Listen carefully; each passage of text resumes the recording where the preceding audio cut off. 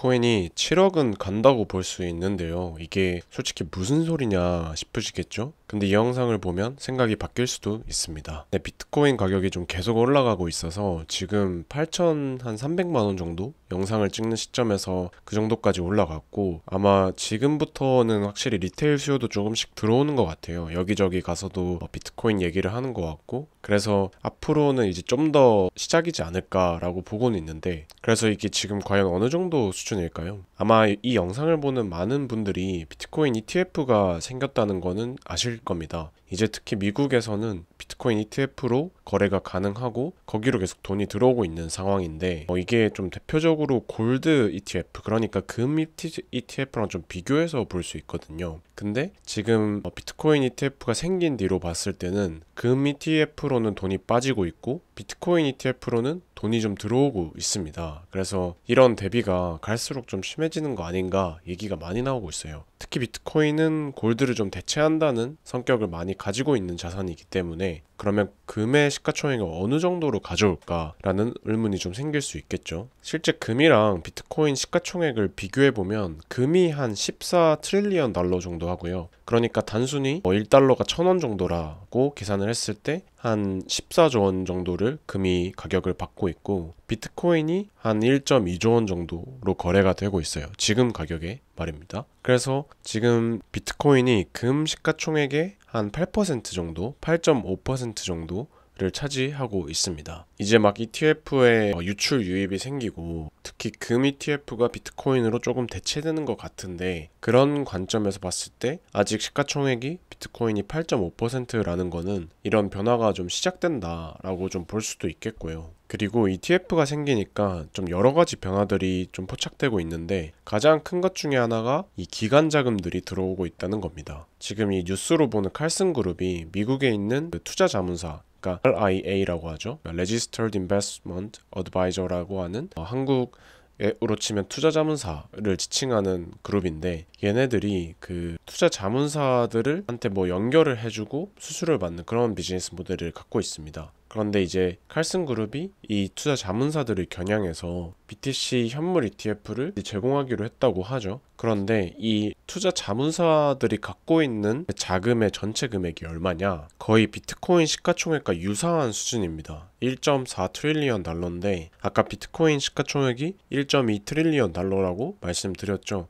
거의 그 정도 규모를 다루고 있는 투자 자문사 그룹이 이 시장에 새로 들어온다는 겁니다. 그래서 이것도 하나 인상 깊은 뉴스고요. 그리고 하나 더 인상 깊은 일이 있었습니다. 바로 미국의 웰스파고, 뱅크 오브 아메리카 같은 좀 메이저 증권사들이 비트코인 ETF를 취급하게 된다는 건데, 그러니까 이게 취급한다는 말은 이 은행 계좌를 가진 사람들은 비트코인 ETF를 사고 팔 수가 있다, 이렇게 되는 겁니다. 상당히 이제 큰 변화가 되는 거죠. 근데 이 웰스파고랑 뱅크 오브 아메리카가 미국에서 어느 정도의 은행이냐 한번 살펴볼까요? 네, 최근 미국 은행 랭킹 기준으로는 뱅크 오브 아메리카가 2등이고 웰스파고가 4등인 규모의 은행들입니다. 그러니까 엄청 메이저 은행들이고, 이 은행들이 비트코인 ETF를 사고 팔면서 수수료를 수취하는 그런 비즈니스들을 도입했다는 겁니다. 이게 단순히 메이저 은행이 이 시장에 들어왔다 이런 것도 중요하지만, 또 중요한 거는 뱅크 오브 아메리카나 웰스파고나 거기 소속된 애널리스트들이 있겠죠. 그럼 그 애널리스트들이 비트코인을 커버를 안 할 수가 없을 겁니다.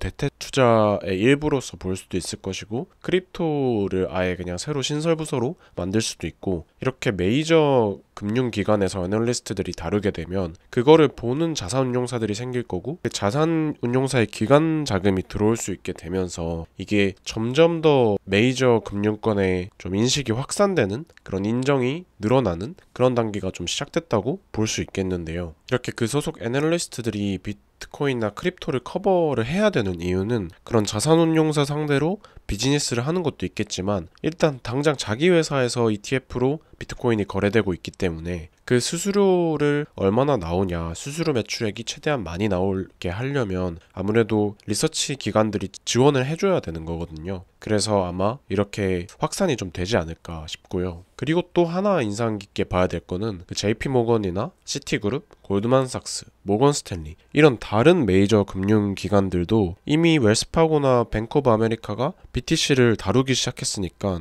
경쟁적으로 수수료를 받기 위해서 아마 따라올 수밖에 없을 겁니다. 그래서 이 시장이 또 확산되고 있는 그런 단계로 보고 있습니다. 이게 진짜 재밌는 게 또 전통 금융 주식 부자들이 있겠죠. 그 중에 대표적인 게 워런 버핏일 텐데 이 버핏도 뱅크 오브 아메리카 주식을 11% 이상이나 갖고 있습니다. 그러니까 그만큼 이 은행 주식들이 사실 전통 주식 투자자들이 보기에는 자사주도 소각을 잘하고 배당도 잘하는 주주 환원을 아주 잘하는 회사들인데 그 회사의 배당금이 바로 비트코인 ETF 수수료가 일부를 차지하게 되는 겁니다. 즉 이해관계가 별개일 수 없게 되는 거고 서로 엮이게 되면서 아마 전통 금융자금들의 수요나 인정이나 이런 것들이 갈수록 좀 보이게 되지 않을까 싶습니다. 왜 비트코인이 7억까지 갈 수 있다고 말을 하는 걸까요? 비트코인의 가격을 설명하는 모델에는 좀 여러 가지가 있는데 그 중에 가장 유명한 것이 이 S2F, 스톡 투 플로우 모델입니다. 여기서 스톡은 재고량, 그러니까 쌓여있는 비축량을 얘기를 하고 플로우는 연간 공급량을 얘기를 합니다. 이 스톡 투 플로우는 어떤 자원이든 대입해서 볼 수 있어요. 예를 들면 금 같은 경우에는 금의 전세기 비축량이 있겠죠. 그리고 금의 연간 채굴량이 있을 겁니다. 그래서 이 비축량 대비해서 연간 채굴량이 한 몇 퍼센트 정도가 되냐를 수치로 나타낼 수 있을 겁니다. 이 비축량 대비 연간 공급량이 곧 희소성을 뜻하는 거예요. 그러니까 지금 금 같은 경우에는 전세기 비축량이 19만 톤 정도고 금은 3,500톤만큼 연간으로 채굴되고 있는데 이 연간 채굴량 비율이 전세기 비축량의 1.8% 정도 되죠. 그러니까 한 그 정도로 금이 희귀한 자산이다 라는 겁니다. 이거 좀 더 구체적인 예시로 숫자로 들어볼게요. 그러니까 예를 들어 은이라는 자산이 지금 쌓여있는 비축량이 10만 개 정도가 있고 그리고 매년 1000개가 어디 여기저기서 채굴된다고 합시다. 그러면 10만 분의 1000이니까 이 비율은 1%겠죠. 그럼 1%라는 말은 이게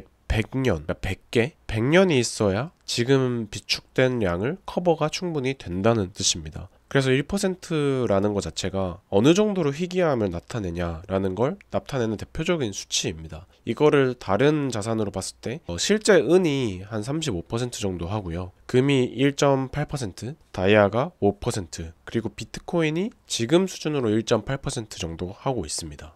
그럼 이렇게 볼 수 있을 겁니다. 희소성이 더 높은 자산일수록 시가총액, 그 트레이딩되는 상품의 시가총액은 더 높은 게 맞다 라는 거죠. 이 모델에 따라서 이 희소성의 정도 혹은 앞으로 얼마나 희소해지는지에 따라서 적정한 시가총액을 역으로 도출할 수 있을 겁니다. 그렇게 역으로 도출했을 때 이 자산의 희소성에 따른 적정 시가총액이 일종의 모델로 하나의 그래프로 나오게 되고 그 그래프의 모델을 빌려서 앞으로 비트코인의 희소성에 따라 어느 정도 시가총액을 줘야 될까를 이 모델이 설명하는 겁니다. 이게 말이 좀 어려운데 그냥 단순하게 말해서 비트코인은 좀 있으면 반감기가 도래하잖아요. 그러면 이 스톡 투 플로우가 1.8%였던 것이 0.9%로 가게 되는데 0.9%면 과연 시가총액이 어느 정도로 되어야 되냐를 역으로 구하는 모델이라는 겁니다. 이 모델의 설명력은 95% 정도로 꽤나 높다고 합니다. 그래서 나중에 저희가 살펴보겠지만 되게 가격 설명이 잘 되는 모델이에요. 그래서 이렇게 앞으로 스톡 투 플로우의 수준에 따라서 비트코인의 가격 수준이 어느 정도가 적정된가를 범위로 그래프로 나타낼 수 있고 그래서 앞으로 가격을 대략 추정할 수 있다는 겁니다. 그래서 모델에 따라 나온 가격이 있을 거고 지금 이제 가격이 있을 텐데 그거를 비교해 봤을 때 지금 가격은 이 불마켓의 초입부라는 것으로 좀 알려져 있습니다. 이 모델을 만든 플랜비라는 사람이 이걸 업데이트하고 있고 여기 빨간 점이 찍혔다는 것 자체가 불마켓의 초입부다라는 걸 좀 나타내고 있고요. 자, 그럼 이제 얼마까지 갈 수 있느냐를 이 모델에 기반을 해서 얘기를 해야 되는데 다음 반감기가 2024년 4월 중순이죠. 그러면 이 반감기가 도래하기 전 그러니까 3차 반감기까지 이 모델에 따른 적정가는 얼마였을까요? 63,336달러입니다. 근데 이 영상을 찍는 시점에서 그러니까 24년 3월 초입 구간에서 지금 비트코인 가격이 62,300달러예요. 그러니까 거의 따라잡았다고 볼 수 있고 모델의 설명력이 꽤나 높다고 볼 수 있죠. 이 모델에서 얘기하는 이제 다음 반감기가 끝나는 때까지, 그러니까 4차 반감기가 끝나는 2028년 3월까지 적정가가 이게 53만 2,400달러, 그러니까 하나로 약 7억 원 정도라고 합니다. 그러니까 지금 3차 반감기 끝나는 때 가격을 정확히 맞췄거든요. 그런 관점에서 보면 다음 반감기가 끝날 때는 한 7억은 가야 맞다는 거고, 아마 이 모델의 설명력이 95%라고 보면 꽤나 좀 신빙성 있지 않을까 생각하고 있습니다. 제가 이 영상을 만들면서 되게 재밌었던 게 예전 자료를 좀 찾아봤었는데 이게 2020년도 4월에 나온 글이거든요. 근데 그 글에서 지금 2024년 4월 달에 가격이 어느 정도 될지 예측했었는데 그때 반감기 전후로 비트코인 가격이 8천만 원이라고 했습니다. 그리고 설명력 95%의 S2F 모델이라고 했죠. 근데 지금 가격이 8,200만 원이 됐죠, 실제로. 그래서 이게 상당히 꽤 정확한 모델이고 가격을 잘 설명하고 있다는 걸 말하고 싶어서 이 예전 글을 가져오게 됐습니다. 그리고 사실 이 S2F 모델은 제가 이걸 말해서 약간 사이비 같다 이렇게 생각할 수도 있겠지만 사실 꽤나 알려진 모델이고, 이 모델로 봤을 때 한 7에서 6억 정도 나온다는 거는 좀 마이너한 신문사에서까지 다뤄지는 정도입니다. 여기서도 정확히 6.6억을 얘기를 했죠. 이게 같은 모델에 기반하고 있기 때문에 저 수치가 나온 겁니다. 자, 그러면 여기서 좀 더 과장을 해서 비트코인이 과연 얼마까지 나중에 갈 수 있을까를 얘기해 볼 수가 있는데, 이렇게 질문을 던져보죠. 비트코인이 금의 일부를 대체하고 예술품의 일부를 대체하고 주식, 부동산, 채권, 그냥 현금의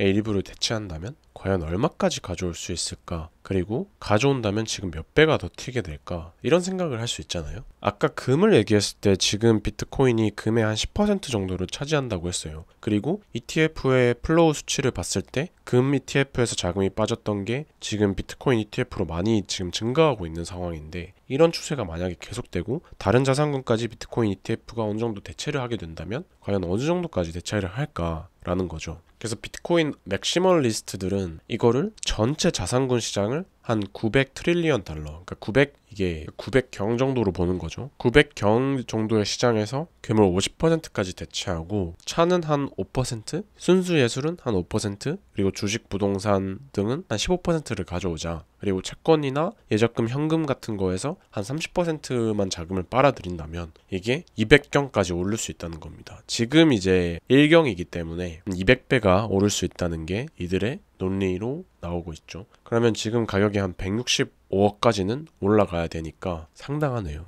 그러니까 이거는 정말 좀 가장 극단적으로까지 불마켓으로 봤을 때 얘기인 것 같고, 그리고 그 시점이 아마 스톡2 모델을 생각해 봤을 때 여러 번의 반감기를 거친 이후일 겁니다. 그렇지만 일단 지금까지 봤을 때는 이게 모델의 설명력이 높고, 그리고 지금 8천만 원인 것도 어느 정도 설명이 됐기 때문에 다음 반감기까지 다가오게 되면, 그러니까 28년도 한 1, 2분기까지는 거의 6, 7억 원 사이로 가지 않을까 보고 있고, 그 이유가 그런 모델도 있지만 이렇게 여러 다른 자산군들의 자산을 조금만 흡수를 해도 그 정도로 시가총액이 증가할 수 있다는 걸 말씀드리고 싶어서 이 영상을 찍게 됐습니다. 이 영상이 투자 리서치에서 좀 도움이 됐길 바라면서 오늘 마치겠습니다. 감사합니다.